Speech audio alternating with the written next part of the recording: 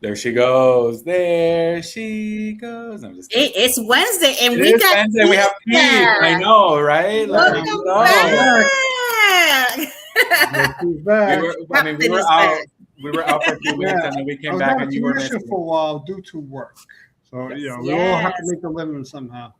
The captain, he is back. Oh, yes, indeed. You know what's crazy about working overnight in the city? I mean, the things you see, like honestly, every day at nighttime there was this one junkie, right? He was a crackhead junkie and all that. He's high as a kite, probably on needles and all that, right? Mm-hmm. And I'm working at a luxury hotel, so they got all of these bushes outside, really, really nice. For some reason, he wanted to go up to the bushes and start arguing with the bushes, talking to me, and he's telling the bushes, "I'm gonna beat you up every day." And I'm like, wondering, who's talking back to him? And I understand that he's on these drugs, so somehow he thinks someone's talking back to him. Okay, don't get me wrong. I mean, there's been times where I got so drunk where I'm like, the one time I got so drunk and I'm going to the bathroom and I'm like trying to go to the bathroom. But this club, I must have been like 22 or something, all right? So this club, right next to the entry of the bathroom, they have this giant mirror. And I'm like, I'm like, yo, I'm going to, and then I caught myself like 5 minutes later. I was like, oh my God, I'm arguing with myself. Oh, of course you would. But the thing is, I was annihilated, thrown off, Well, I mean, to be at that point that you're talking to yourself and you don't even know it in the mirror, yeah, you gotta be. You gotta be. Notice? I ain't just talking to myself. Notice I walked into the mirror and thinking that myself hit me. Oh, okay? Oh my God. So I'm like, I'm gonna beat you down, this and that. And then I started realizing, I was like, yo, why is this person following every move I'm doing? I'm like, oh wait, that's me. And I started looking around. I was like, I hope nobody saw that. Oh my gosh, when you realize it, yeah. Yeah, I was like, oh my God. I'm like, I know someone watching the camera saw it probably. Could you imagine you come out on TV just for that? Look at this. Man talks to himself. If that happened today, someone would have taken that video and put it online. Yep. Remember, this was like 20 years ago. It would have shown up, man. You got lucky that there were no cameras like that back in the time. There were still flip phones. There's so many things that I did when I was younger. And if it would say, I probably would definitely have been in trouble. Cops, this, right. Something would have happened, You know how many people got away with all sorts of different things because they was not the technology. And all it was probably like a simple prank, stuff like that. I mean, don't get me wrong. I mean, there were times, like I remember the one time, me and my friends, we prank called like 7 cabs to my friend's house. I was like 16 years old, walking up the block, and then next man know, the cab drivers are arguing with each other. We just kept walking, this and that. Oh my God, But the one time my friend prank calls a pizza party at my house, and I was like, I didn't want no pizza, so I get ready to close the door. I said, you know what? I am hungry. I got money on me. I said, what kind of pizza is that? He goes, this. I said, yo, I didn't call it, but you're delivering my house. I'll pay for it. I was like, I'm hungry right now. Thank you for coming. Oh and then I called my friend up. I knew who exactly did it. I called him up. Did you just send a pizza to my house? He goes, and he starts laughing. I go, guess what? I bought it. I was hungry. Thank you. Oh my God. There you go. But welcome in everybody. Today we are back in our Across the Wave show. We are going to be talking about the Port of Seattle. It's kind of like a revisit when we did the other Seattle Across the Wave a long time ago. It was a while ago. I wasn't here. There were more. I think there were more people. It was so. Yeah, it was a lot of more people than what we have today. But welcome in, Mama Nancy. Thank you so much for being here. The Mustard Drill, as always, Scott. Thank you so much for being here. He left you a message here, Keith, and we're going to read it. It says, Keith, I had to fill in for you on the Philly episode, but I needed like 4 hours to do that. Well, I think eventually one of these days I might have to take a ride down to Philly and do some vlogging just to there you go. Throw it on my channel. But I told my wife, I've been so busy is that I want to do some stuff in the city. I live in New York. I should get some of these places in New York and all that, which I want to try to get. Well, I do have a question for you, Keith. Were you around anywhere in Manhattan when these two decided to just climb up the Empire State Building, since you live so close to that? Well, I heard, and then they got proposed. One proposed to the other on top. I mean, I'm sorry. They proposed. The guy proposed to her, but you know that these people are like famous. Like they do that for a living. Well, they do that for views. To me, there's certain things you do for views, and I don't know if it was them. So years ago, I worked on a job of 47th to 7th, right? So it used to be the Marriott, but it bought by so many different people since then, right? It's where the NFL store was and the M&M stores. M&M store is still in there, right? Mm-hmm. One time, I think it was like during the holidays, the whole place was closed. Someone just got on top of the building, went all the way to the top, climbed on top of the crane, and put it on YouTube. Oh, wow. the DOB wasn't happy and blah, blah, blah. But the fact is, what are you supposed to do? I mean, it's not like the guy went in the gate where the security is. We have security there. They went from another building and jumped off the building into the other building. That's how they got to the top. Well, according to the news, because I was hearing the news that happened like maybe yesterday, the day before, supposedly the way that they did it was they actually purchased a ticket to go to the Empire State Building the day before, and they slept there through the night. And that's what happened. Because that's what they told the cops. They slept there through the night, and that's how they got to the other side. And they waited till the morning to then go all the way to the top and do everything that they did. Mm-hmm. Oh, wow. Supposedly that's what it was. I mean, Muncie, thank you so much for being here. To me, I don't think that you should try to put your life in danger with some of these dudes. Like even down to like some of these pranks. Like I see this one guy, I'm telling you, one of these days, this guy is gonna get shot, right? So he likes his content is, he's Spanish, so he puts in like a Spanish Mexican accent, American Mexican accent. He goes, yo, Holmes, this, that. But he likes to go into the ghetto neighborhoods where the gangs are, and he acts like he's going to fight them, this, and that.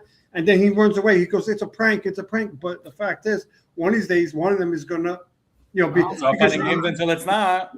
Almost in every video, someone's getting ready to pull out a gun. Every video. I'm like, don't get me wrong. It's good entertainment for us to watch. But the fact is, one of these days, someone is going to actually pull it out. Yeah. And actually shoot.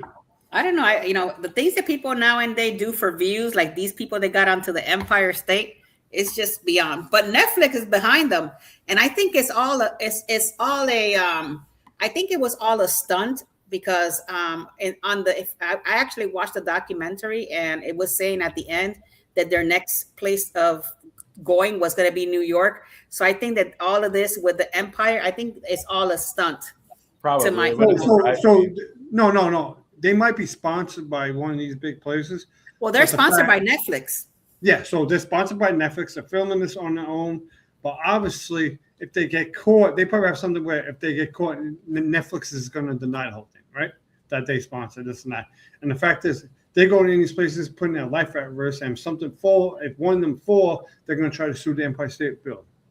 Yeah, that's exactly what'll happen. So that's why there should have been more security or something. I'm like, why are you doing stuff that you're not supposed to? Because I remember when that person did it at the job, I went into the video and I started like complaining about them, like talking trash about it. Everyone was getting mad, but I was literally just trying to tell everybody. I said, if these people fall off of that job on the construction site, guess what happens? That job is shut down for months, if not a year. So that means all the people who work on the job had nothing to do with these people going in there and falling down. Guess what happens? They're out of work. Mm-hmm. Because someone wants to try to be courageous and put these views and all that. And that probably could also be the same deal with the Empire State Building. You never know. Because these people fall off the Empire State Building, they're going to shut that building down for at least a day or two, if not more.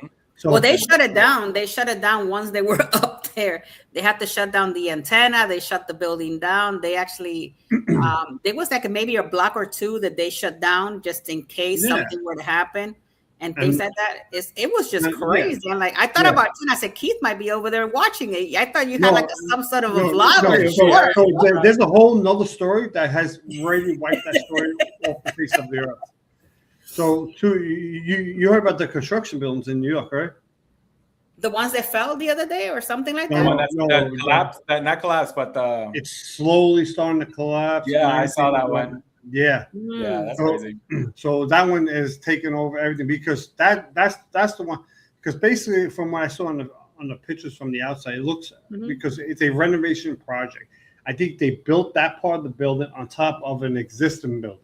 You know, so. But yeah, the columns were all bending in. That was yeah. So are people living there? No. Well, I don't know if there's people living down below. There might be people living down below of the pre-existing building. I don't know if there's renovation. Well, they better get them out of there. Well, I know they evacuated everybody from the building next door. I think they evacuated everybody over there. So and now, you talk about a couple hundred workers are going to be out of work because obviously this company, I think they call like CMM, CNN, so something, not CNN. Obviously, that's the news channel. Right. But I think it's TMM, CMC, something like that, right? So obviously they try to rush the job, rush, but not take your time, make sure everything is structured properly, it's done correctly. Obviously, I feel bad for that company. Yes, the workers do the work, they screwed up, but the GC also has to monitor them to make sure that they don't screw up. Right. And that happens, this is on them. And if something like this happens, site safety, and not only this is also on top of site safety. Site safety is going to be in trouble because if someone dies, site safety, these people who have the job, like site safety, head supers, they could go to jail if this thing collapses and kills people. That's crazy. Wow. Yeah. Well, guys, let's actually start our Across the Wave show. Let's check out all of the revisit things that we're going to talk about Seattle. For those of you that didn't watch my live stream yesterday, I actually was talking about Seattle versus Vancouver when you travel or on a cruise from either port. So if you haven't checked that out, go check that out. Let me know what you think. Give it a like. And for those of you that are here, hit that like button. It'll help our channel a whole lot. Keith, Escapades with Jeff D and Travel Adventures. So here we go. Let's roll.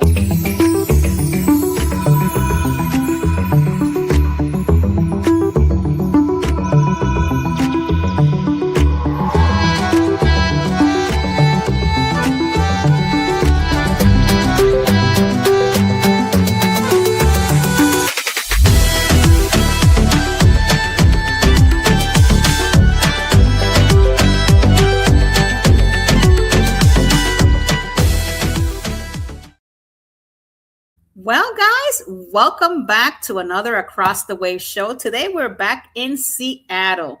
And weirdly so, I was talking about Seattle yesterday, and that port is not only just one of the best ports to visit out of, because it has a lot of great things to go and do on that port.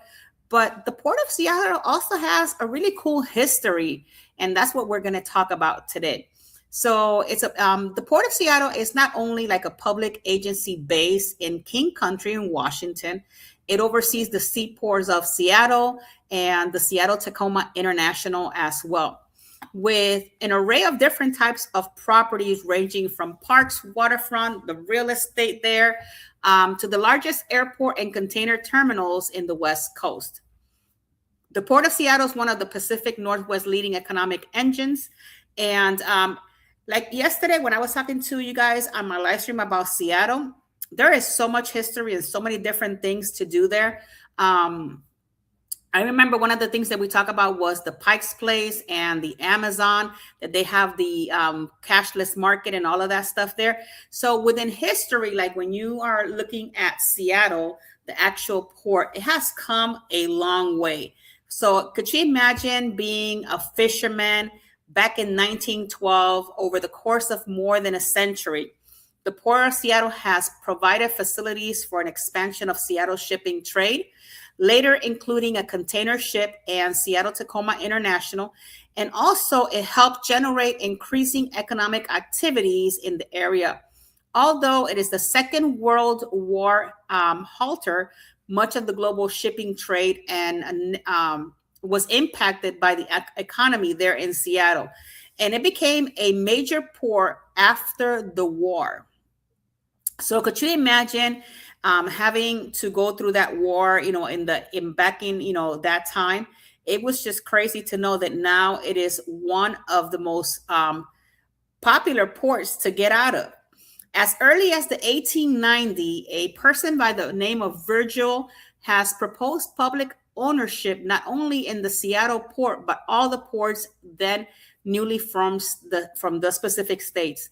As part of the gaining statehood, Washington has gained control over its own coastal waters during that time.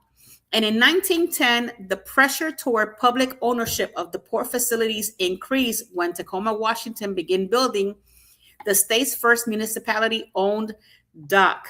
So in March 14, 1911, the Port District became state law, allowing the formation of its ports district. The Port of Seattle was created in the state of Washington in 1911 under the Port District Act. The port construction plan had to be presented and voted upon before construction could ever start. So if we go back a little bit, from the first of the Port of Seattle was faced with the fact that most of the key properties on the Central Waterfront and the Elliott Bay. The port commissioned the first automobile ferry in Western Washington, with which it was launched back in December 6th of 1913. A more conservative port commission in 1920 largely put the end to the new innovative of this sort. Seattle and the state of Washington are not well positioned coming into the Great Depression that began in the 1929 due to overfishing and excessive lodging. During World War II and after the economic depression and labor troubles of the 1930s, even before the U.S. entered the war, export of scrap metal to Japan, of course, went to zero, and export for Eastern Washington apples to Europe fared a little better, but the Soviet Union was newly an ally. The U.S. Entry into the war brought us further changes. While the war was where the boom time of Seattle and the port immediately post-war years were not, the port was not entirely without a strategy. In 1949, the U.S. Department of Commerce designated on Harbor Island, and urging the local business community, the port invested heavily in gains and designation and buildings of the facility. And by 1952, it was clear that the Seattle maritime sector had not made the post-war recovery during that time. So despite Burke's best efforts, federal changes that introduced a sliding scale to maritime shipping rates in the early 1950s. In 1960, the M&M put the ports and labor unions of the West Coast of America, including Seattle. In the summer of 1962, the World's Eyes of Seattle, as a host of the Century 21 Exposition, a World's Fair, the port announced a U.S. $300 million plan to build a major new container port during that time. And naturally, advantages of not always on Seattle's side. For example, the Totem Ocean Trailer Express, founded in 1975. The port further expanded in 1980 with the growth of China trade and port increased capacity.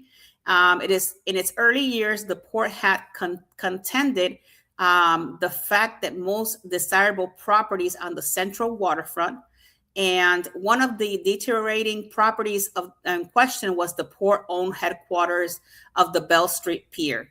Into the 21st century, the Bell Street Pier cruise terminal opened in 2000, bringing heavy cruise ships to Seattle for the first time in decades.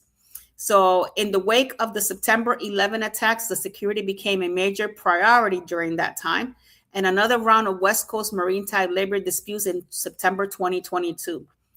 And in 2007, Tay Yoshanti joined the organization as CEO, and they had a newly elected commissioner and CEO. Yoshanti implemented a series of reforms, including increased commissions oversight in the port construction.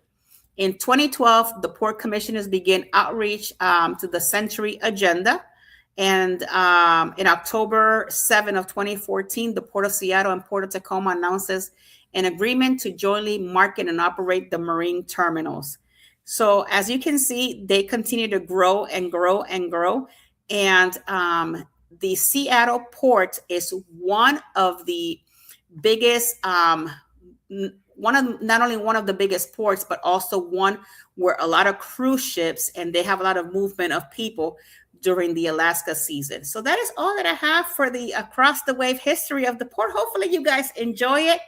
And we're going to take you back to Keith, in which we are so happy to have Keith back on the show. So Keith, take it away.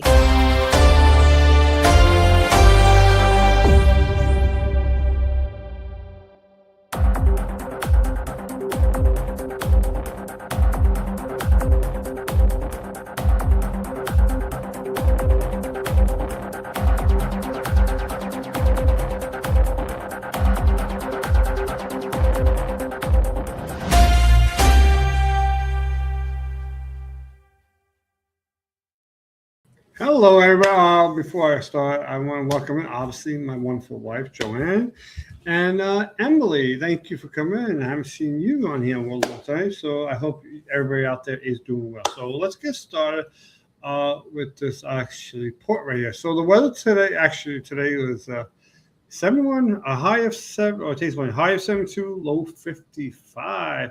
You don't know, in Seattle, it does rain a lot. So if you go there, you might want to bring definitely an umbrella and maybe a raincoat. Okay, so let's get off to the next part. And that is, what cruise ships do they have there today? Well, technically, they only have one, which is actually kind of odd because most of the time they have either 2 or 3. So today is just the NCL Joy. So more than likely, because they usually do like 7, 8 days out there. If it's on a Wednesday, NCL Joy might be coming back maybe from a 10-dayer. There's a possibility, because it's Wednesday in the middle of the week. But so the biggest ships, so when you're going out there to Seattle, right? The biggest ships you're going to get out of Seattle compared to Vancouver. That's one of the things that you're going to get out there, right? Another thing is, like, for example, like Carnival, right? So their crew, they have 2 ships out there. It's the Spirit and the Panorama, right? I know Spirit leaves on a Tuesday, and so they have the Spirit and the Miracle. I know they don't have I know they had the Panorama at one point, so they probably stopped that one. Okay, so it's the Spirit and the Miracle are out there, right? So they go on Tuesdays and Thursdays. So that's the thing, like, if you're going to go on these cruises, you're better off at taking NCL because they leave on the weekends. They have one ship that leaves usually on a Saturday, another one leaves on a Sunday. Let me just double check what they have. Yeah, the Bliss is on Saturday usually, and the Encore is on Sunday. Okay, so they have that's a new. So the Joy is over there right now for a little bit, and then tomorrow is let's get down to tomorrow is the July 9th. And they have the Queen Elizabeth, the Miracle, and the new ship that's over there. Well, not their new ship, but it's a new ship that's leaving from the Alaska region, and that is the Brilliant Lady. Okay, so let's get on to actually some of these news stories. This one, I'm just going to read off. The FBI is telling everybody to be careful on cruises and to report any crimes that you see on cruises. Okay, so let's actually bring out some of these news stories, and here we go real quick. Okay. All right, so I don't know which one. Okay, let's start off with this Netflix documentary. So it's actually going to air on Friday on Netflix, so please do yourself a favor. If you don't have Netflix, get it. They did a really good job with the Poop Cruise. It's the same company. It's the same shipwreck that's going on. So if you don't remember, this was in 2012. I'm just going to give you, I don't know why this thing, I only have an X. I can't even knock it off, whatever. So this was the Costa Concordia, right? The Costa. So it capsized. Basically, the ship it hit something off the coast of Italy, and then went underneath, and now the ship is still under the water. Right, and it's filled with gas, so the locals aren't too happy because they're saying that gas might be leaking, and people were also pissed off because they're saying, I mean, not for nothing, people are complaining that they're saying that why didn't the captain go down with the ship? Well, first of all, right? People can complain why the captain not go down with the ship.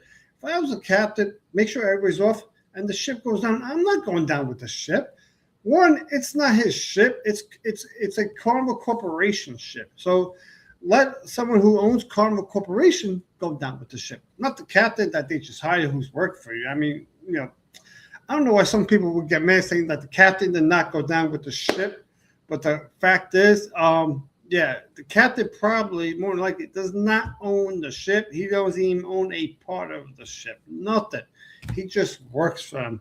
All right. So let's get on to the next story because so don't forget to watch it. I'm going to watch it and then I'm going to put out a video on it and I'm going to do a full review on that right there. Let's see. Anything? All right. Just checking the. All right, I was just reading the comments, anything that needs to be put out there. All right, so that's the Netflix part. All right, so let's get this is a very interesting one. So these next two, I actually have the video out on both of them. So in the comments, you're gonna see a link from the night part. So these next two stories are actually in one video. All right, so this is a very, very interesting video as a teacher from England, right? I'm gonna scroll down so you can see who she is, right? All right, so she not a teacher, she's a principal at a school in England. I mean, the thing that's I don't know, man, this is crazy. What she did to get onto a cruise is something honestly I thought I would never. I mean, you've seen so many of these things go on, but something like this, I really thought I would never see something like this, right? It's one of these stories. I really did not think that a principal would adjust the school year so that she could get on not to one, but two luxury cruises. One of them she adjusted. So she adjusted the end and the beginning of the school year to move them around. And that's it. And let's see where it says right here. I know, blah, blah, blah. I'm trying to find where. Okay, so she moved the end of the fall term and delayed the start of the spring term to the school school schedule to match her travel plans. And to make matters even more crazy, which I'm not going to scroll down, I'll just tell you, she used oh man, I'm surprised she's not arrested. She used the school's money to go on these cruises. That's one. And also she used the school's money and this was in 2024, right? She used the school's money also to pay for trips that she had like in 2022, 2023. She used it to pay for camping supplies so she could take a family camping. I mean, I don't know how she's not even arrested. I mean, this is crazy. So let's go on to the next story real quick, and then I'm going to pass this along. I mean, this is nuts right here. But the next one, so I'm going to put it out here, but it's, I guess if you have kids, you might want them to, sounds to ears real quick. All right. So basically, the FBI charged a cruise ship hairstylist for assaulting guests with fake massager. So basically, what he did. So this happened on the Brilliant Lane, right? So he's a hairstylist. He would tell these customers, book 2 appointments with me, and you're going to get a complimentary massage. Mind you, he's not a masseuse. He doesn't give massages. Virgin doesn't offer this. He's offering this on his own in order to give these women massages. So he went there to give them massages, and obviously, there was no happy ending to these massages for him, right? Or them, because one, what he did, he broke the law, right? He molested these women, right? That's basically what he did. He molested them by giving them these massages in order to get them naked and do whatever he did there, right? On the other thing, he did get arrested, and he could face up to 10 years, right? They're saying there's about 4 to 5 women, so he could face up to 2 years per crime. So for each woman, 2 years. Boom. So that's why I say 8 to 10 years, because they're saying about 4 to 5 women. But he was arrested by the FBI. All right, so let's get on to let's pass this off to Jeffy, and that is it.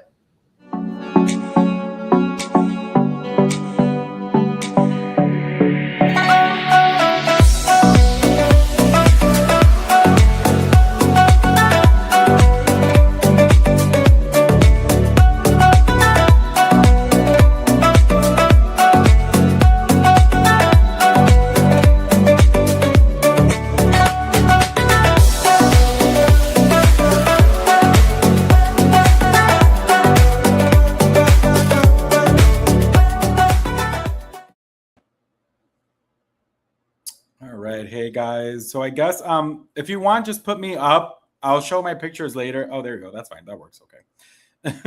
I did actually visit Seattle a few years ago. I went to an Alaska cruise and I did a few things. So I thought maybe if I wanted to talk about that, but I think I wanted to keep it a little bit more structured.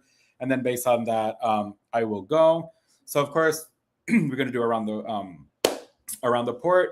And as we all know, we're talking about Seattle. So Seattle, Washington is one of the Pacific's Northwest most vibrant cities and serves as a major gateway for Alaska cruises, which I kind of mentioned, with two convenient cruise terminals, which is very important in this case. If you guys are going to Seattle, know that there are two cruise terminals. I'm going to talk about this one, which is Pier 66, which is on the downtown waterfront, and then Pier 91, which is just north of downtown. Very important.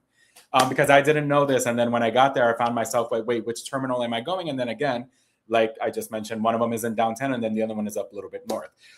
Visitors have easy access to some of the city's most iconic attractions, whether you have a few hours before boarding your ship or a full day after your cruises. Seattle offers an exciting mix of history, culture, waterfront scenery, outdoor recreation, and world-class dining. From soaring observation towers and bustling public markets to beautiful parks and fascinating museums, there is no shortage of memorable experiences near the cruise port, and this is very true. When I went, I was very surprised. I would say that Seattle is a place that I would love to live.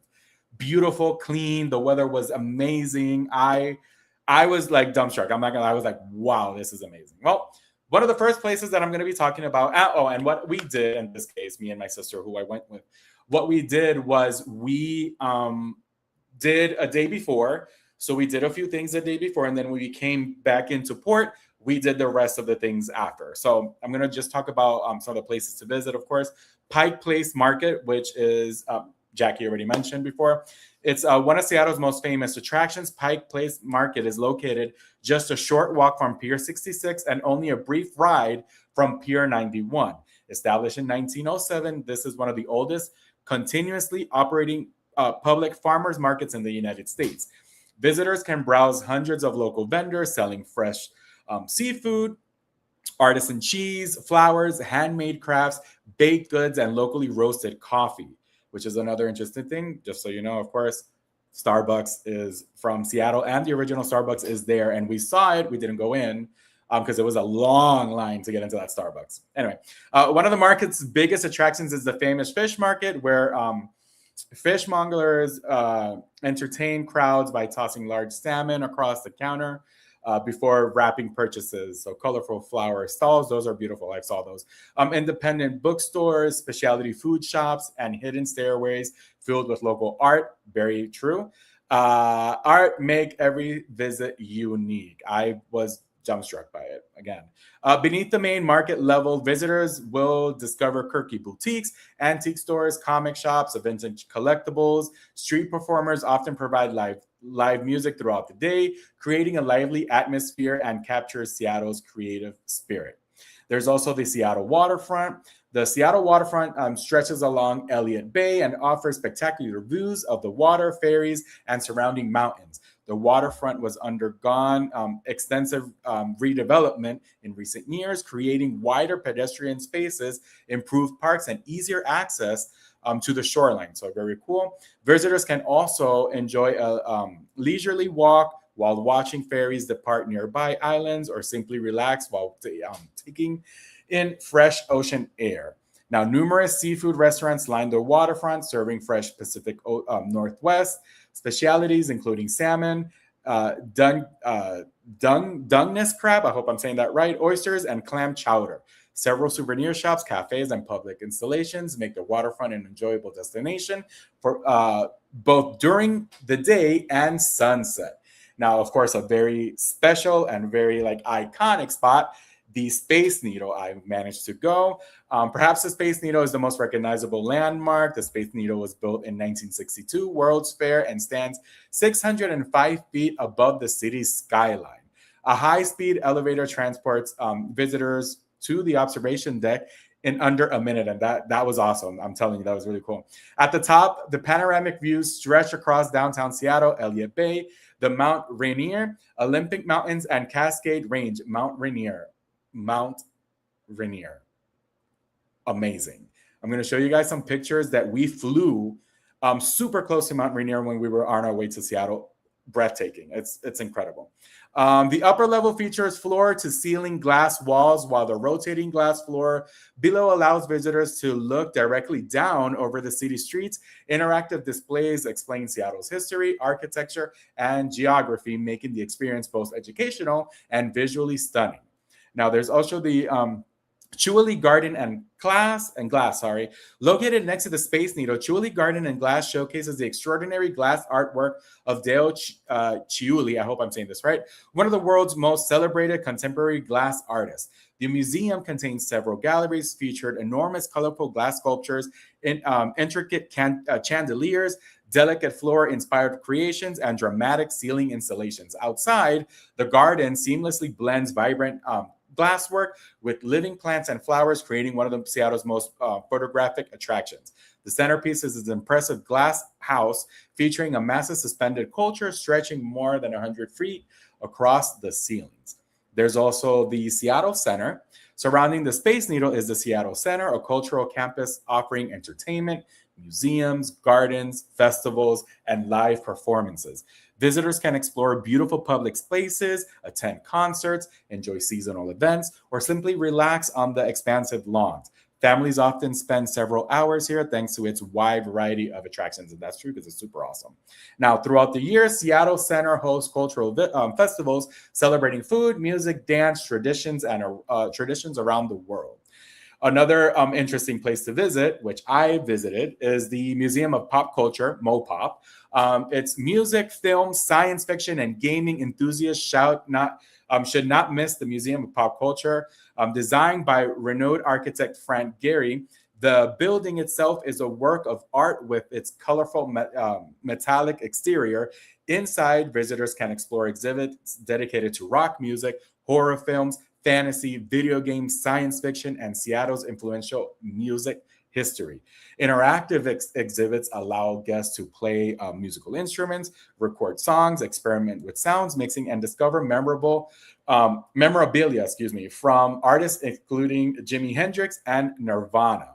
There's also the Seattle Aquarium, which I also visited. Located directly into the waterfront, the Seattle Aquarium introduces visitors to the marine life of the Pacific Northwest. Exhibits feature playful sea otters, harbor seals, octopuses, jellyfish, colorful fish, and touch pools where visitors can safely interact with sea stars and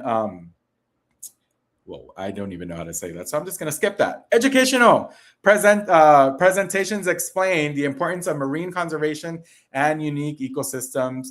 The unique ecosystem. So it's very cool. I'm telling you, the Seattle Aquarium, I was very surprised. It was just great. The aquarium is an excellent stop for families and everyone interested in marine biology. Now, there's also the Seattle Great Wheel, which is literally right there next to the aquarium. So towering above the waterfront, the Seattle Great Wheel provides spectacular views of Elliott Bay and Seattle skyline. The enclosed gondolas make the ride comfortable in nearly any weather. And each rotation lasts approximately 15 to 20 minutes. Evening rides and especially memorable as the city lights reflect across the bay. Now, there's also Pioneer Square. History lovers will enjoy exploring Pioneer Square, Seattle's oldest neighborhood. Beautiful brick buildings, historic architecture, and art galleries, cafes, and boutique shops line the street. Guided underground tours take visitors beneath the city and explore remnants of the old Seattle buried under the Great Seattle Fire of 1889. The neighborhood also features numerous public art installations and historical landmarks that illustrate the city's early development. There's also the Olympic Sculpture Park. Operated by the Seattle Art Museum, the Olympic Sculpture Park is a free outdoor museum located along the waterfront. Visitors can stroll through a beautiful landscape featured large-scale sculptures while enjoying views of Puget Sound and the Olympic Mountains. Making paths connect gardens, beaches, and scenic overlooks, making this an ideal destination for a peaceful afternoon. Now, there's also Cary Park, which is also slightly further from the cruise terminals, but Cary Park also offers many, what many would consider, in this case, Seattle's most iconic skyline view. From this small hilltop park, visitors can photograph the Space Needle rising above downtown with Elliott Bay and Mount Rainier, often visible in the distance on a clear day. Sunrise and sunset provides spectacular sighting opportunities for photography. And if you guys don't know, sunsets are my favorite. So going down to food. Now, Seattle's food scene. Seattle is renewed for its exceptional culinary offerings, fresh seafood, and highlight, with restaurants serving wild salmon, halibut, oysters, mussels that are harvested from nearby waters. Coffee lovers will appreciate Seattle's rich coffee culture, while food enthusiasts can sample international cuisine reflecting the city's diverse population.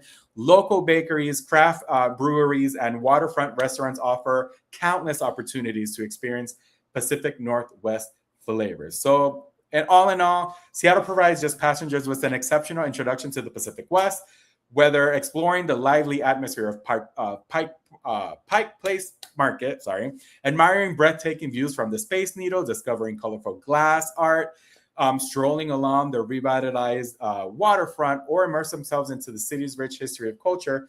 Visitors will find countless memorable experiences within easy reach of the cruise terminals. Now, what I'm going to go ahead and do is I'm going to show you guys some of the pictures that I have, of course, from my visit in Seattle. This is from the airport, as you guys can see. This is when we got there. This is me. This is me again. Me with my sister. And then this is at the, well, this was the line. This is a whole other story. Anyway, so here we are. This is on our way to Seattle. Look how beautiful the city looks. This is amazing.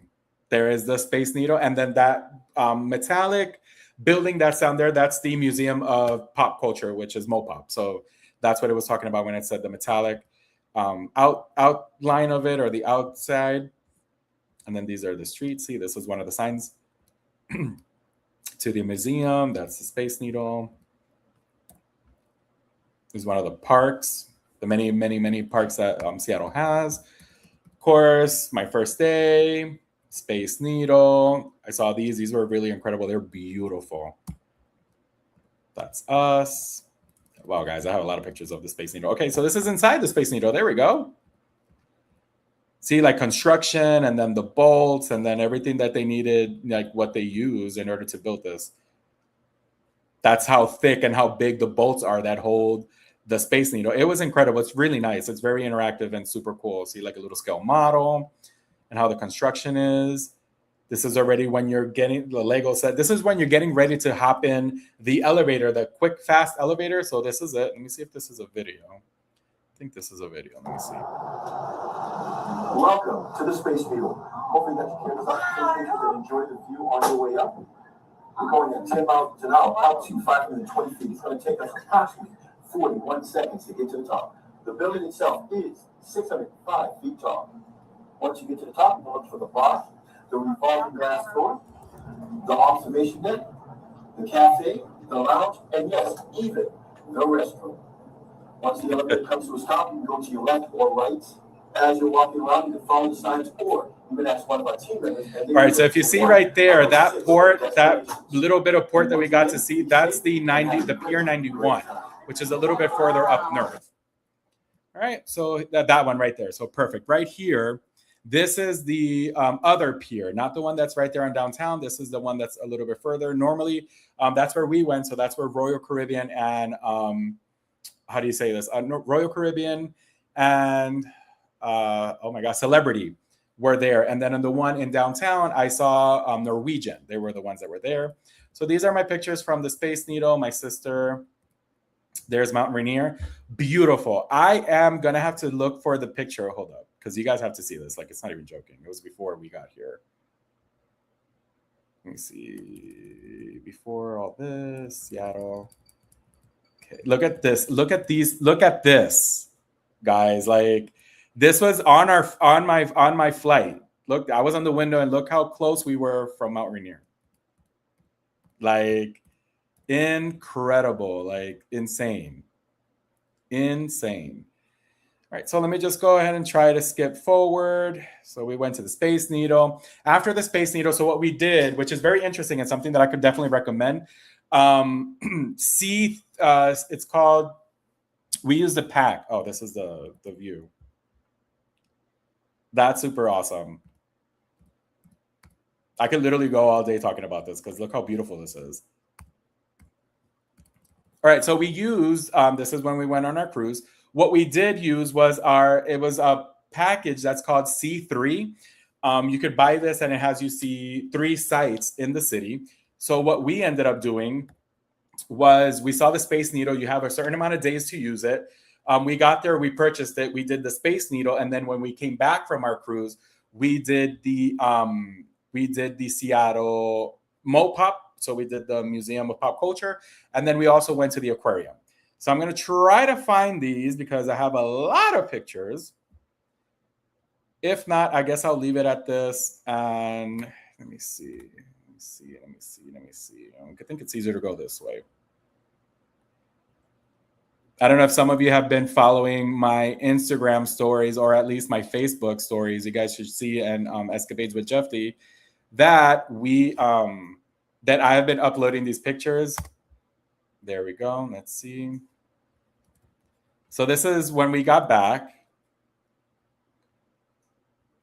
Okay. And there's the wheel. And this is on our way to the aquarium. See? Seattle Aquarium. And then there's a Seattle Aquarium. Super nice. Super interesting. This is the octopus that they had there. All right, let me see if I could take this one. There you go.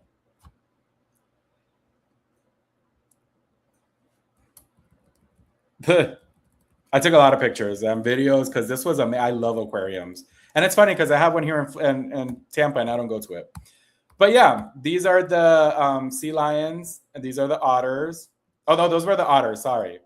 Yeah, there you go. These are the sea lions, I think. There we go.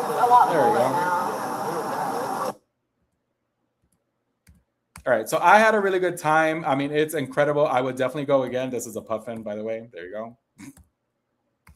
All of this is in the aquarium. We also went to, of course, the Pike Marketplace. See, there I am. Look at me. Yeah, there we go. And this is the marketplace. It was amazing, guys. I definitely recommend this. If you guys have a chance to go, definitely go. But that's all I have for you guys for around the port. Hopefully you guys enjoyed, and let's bring everybody in. But before, let's do a announcement. Take it away. Good afternoon, everybody. We've got an exciting group cruise announcement for you. This time around, it's going to be a very special occasion, as we have managed to get an invite to the inaugural sailing of the one and only MSC World Atlantic. This time around, we'll be sailing out from Port Canaveral in Orlando, Florida on November 13th, 2027. From there, the ship will be docking at Nassau in the Bahamas on the 14th and MSC's private Ocean Cay Marine Reserve on the 15th. After that, there'll be a relaxing day at sea where you can be one of the first people to explore this lovely new ship. On the 17th, they'll be docking in Cozumel, Mexico, followed by Costa Maya in Mexico on the 18th. From there, a single day at sea will be taking you back to Orlando to conclude the inaugural sailing. Be sure to book your cabins quick, as inaugurals like this tend to sell out really fast. You can contact us at jagonzalez@expediacruises.com or call us directly at 813-608-2935. We hope to see you on board with us.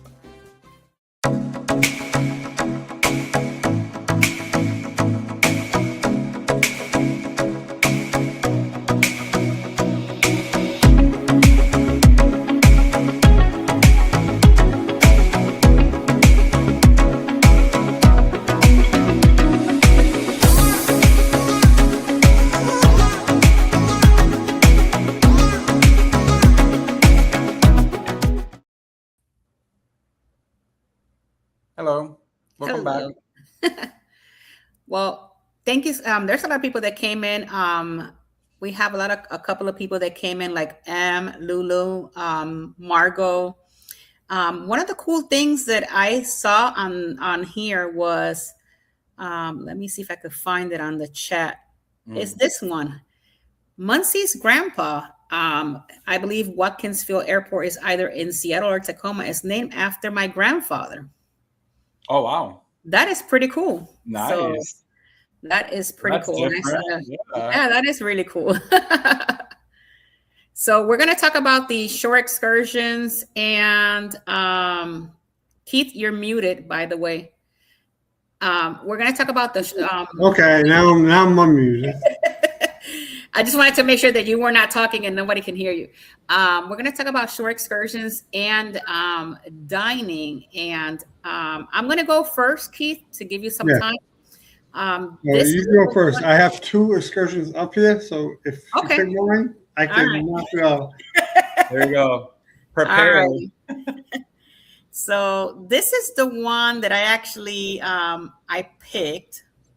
Let me see. Hold on. Yes, I think it's this one. Wow, looks good. Share with you guys. There we go. So this is the Best of Seattle City Highlights Tour.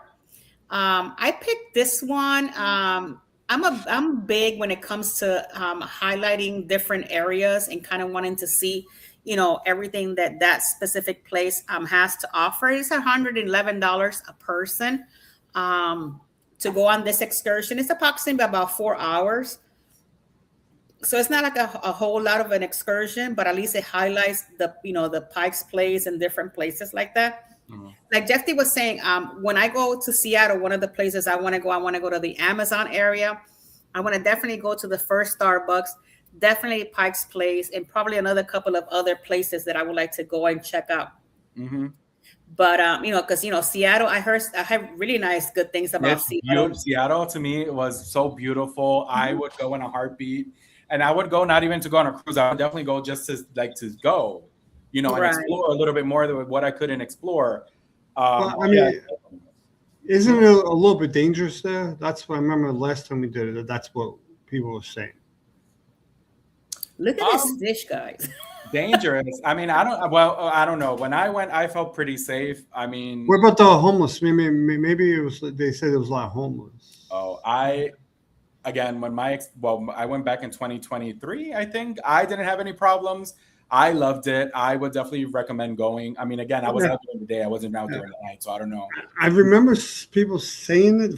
This is from the last time when we did it, right? Mm. And obviously, it wasn't 2023. So, but I remember people saying it. But what? I'm sorry. What was I think they said, you know what? I don't know. It is what it is. Well, there's some great pictures here. A lot of people that have gone to Seattle, they have posted their pictures here. Look at this. This is kind of cool. Mm-hmm. It's amazing. I'm telling you, it's beautiful. I will say it is a little bit steep and uphill, so that people know it's not like flat. It's not Florida. Right. So it's a little steep and uphill because when I went with my sister, we were going up and down some hills, and we were like out of breath for a little bit. But right. And it was beautiful. I'm telling you. A little bit about the overview. Seattle is a fun city to explore, but good luck finding parking if you rent a car and set out on your own. Make things easier on yourself with a guided tour of the Seattle that hits up highlights, including the Space Needle, Chinatown, and T-Mobile Parks Plus. Your guide knows the quickest way around. So you have what's included: professional local guide, fully narrated tour in English, pick up and drop off in the downtown Seattle airports. And they'll take you from Seattle to the Waterfall Garden Park, to Klondike Gold Rush National Historical Park in Seattle, to the Pioneer Square, to London Field, Chinatown, T-Mobile Park, the Umahimaya, Seattle Public Library, Pike's Place Market, Hang Hay Park, the Space Needle, Queen Anne Hill, Cary Park, Amazon Sphere, Houseboats of Seattle, Gaswork Park Marina, University of Washington, Lake Union, Fremont, Olympic Mountain Range, Iram, and Chinten Locks, Seattle Waterfront, Seattle Great Wheels, Seattle Aquarium, and the Fisherman's Terminal. So for $111, I know a lot of these times are like 5 or 10 minutes. So I guess it's kind of like one of those things where you kind of like check quick, take a few pictures and let's go. Or maybe they just have you by and explain it. Exactly. Yeah. One of the things that I wanted to highlight, I think Margot put it on the comments, and I'm going to go back to one of her comments here. is that she says she recommends the Seattle City Pass. It's one price and gives you access to a bunch of different places such as Space Needle Aquarium and even cruise around the harbor. So thank you, Margot, for that information. That's exactly what I said. The C3. That's what I had mentioned. That's what I did with my sister. So go ahead and take it away, Keith, with your short excursion. Yeah, it's actually a little different. So you're gonna get a tour of the way you get to Seattle. Oh, okay. Give you an idea. By the way, the airport is not close to downtown. Right. Everybody knows. So it's not. Now, I would say, okay, it's good to go here to the Boeing factory, tour with a transport from Seattle. I just wouldn't recommend flying on the Boeing. No, the wing might fall off. But that's a different type Boeing, be flying on a Boeing. That's cool. No, I'm just saying, dude, don't you remember the Boeing airplanes? It was on the Alaskan Airlines. The wing fell off. What? I'm out. You don't remember? I don't remember that. I went on Alaska Airlines to Seattle directly from Tampa. So there you have it. See. Thank God I didn't hear about that. At least you didn't. There's something with the Boeing airplanes that they say it's not. Hey, Bill, welcome in. Welcome in, Bill. Okay, so, but you get to see how the airplanes are made and all that stuff. That's fun, though. That's very different. I didn't know they had that. That's really cool. Yeah, I know. That's pretty cool. No, it is pretty cool because if you look at this picture right here, they're actually showing the seats up top. I mean, I don't know if they're making that into like a little ride for people to go up there. Yeah. Wow, that's pretty cool. I thought that was the wing that fell and they were just putting the wing there. This is what recovered. This is what we got. Here you go. That's my stuff. Okay, so the food, and this is $135 a person.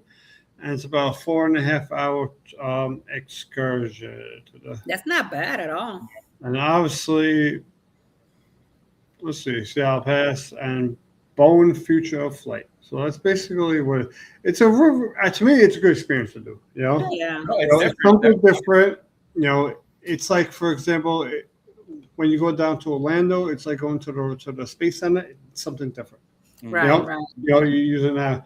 So I have a restaurant. Well, it's not. So let me say the restaurant. It's a lounge, but it's not open yet. It opens up in the fall. All right. So let's see it. So it's actually inside that building. What's that building called? The Space Needle. I think it's Space Needle. It's inside there. Okay. Okay. Good. Wait, before you do that, can you show? There's a picture. I show something that's me. Fangirling in the Museum of Pop Culture because I love Resident Evil. I don't know if anybody knows that. I love Resident Evil. I'm a big Resident Evil fan. And then this was a prop. This is the actual, I guess, the suit that this person used. His name was Matt, if I'm not mistaken, for one of the biological weapons, which that's what that is, in the movie. So I was fangirling. You have no idea. Look at my face. You can just see it on my face. It was the Museum of Pop Culture to me was a great experience as well. I mean, so I just wanted to put that out there because I didn't show that. But yeah, we're good. Go ahead. Well, talk about Resident Evil real quick. I like the video game better than the movies. Yes, I agree. I'll be honest. I mean, the movie's not bad, but I think they compared to what the video game is, right? The movie, they did a poor. I believe they did a poor job. Yeah, and then there's a new one coming now in September. The new Resident Evil is dropping in September. It's not following any of the video games. It's not following nothing. It's just a Resident Evil movie. So I wish they did one that followed the Chris Redfield character from the video game. Yes, and I feel like they should do a series because they already did one in Netflix and it sucked. They should do like season 1, the mansion, season 2, the city, season 3, like each game a season because they could do that and there's a lot of material to but anyway, here we are. So let me get to this place, the Space Needle. There we go. Okay, so I'm going to scroll down quick. So they're going to have a lounge, the Lupe Lounge or whatever. Okay, so boom, look at that. Oh, that looks fancy. Let's see. That does look fancy. Yeah, more. I'm going to assume. Wow, that's pretty cool. Yeah, I'm going to assume over here, everybody. It's probably not going to be cheap to eat. Okay, I'm going to be honest with you. So they do That's have. You know what? I might get to Nothing in try Seattle it is when cheap, I go by the next way. year. I might get to try it when I go next year. Yeah, nothing in Seattle is cheap, by the way. Yeah, before I go to the menu, I'm going to scroll past the drinks so you guys can actually see it. I'm not going to click on them. So That looks cool. That looks Wow, like look at those drinks. wow. the Sea The sea Espresso, espresso. Supernova Spritz, and oh wow. Okay, so if you see over here, it's a tower of like appetizers you're getting. So Just let's taste start.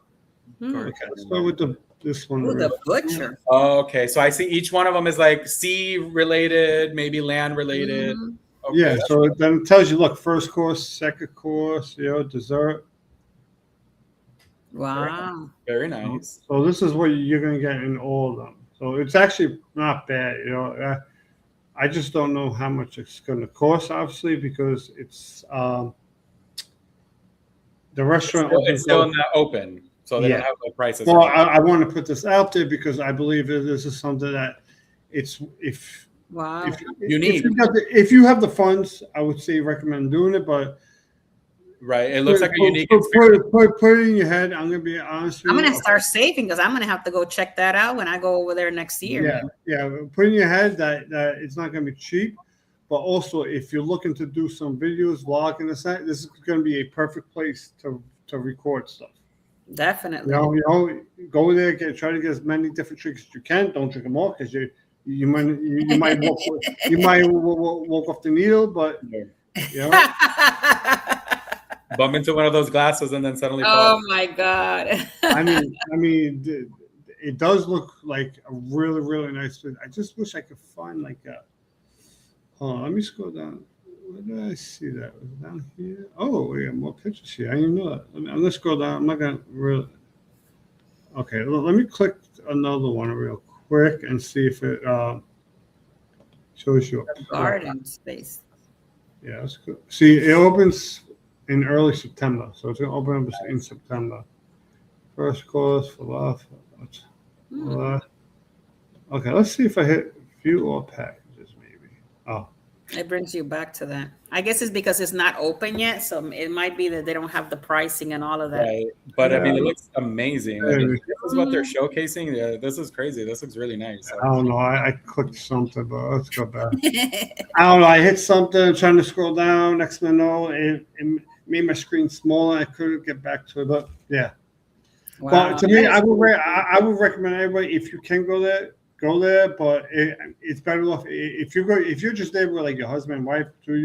But if you have like a whole bunch of kids with you and all that, I would probably say don't go there because you're probably going to spend. If you have a bunch of kids with you and your spouse, you can easily spend $1,000 there. Yeah. I think it's going to run between two people.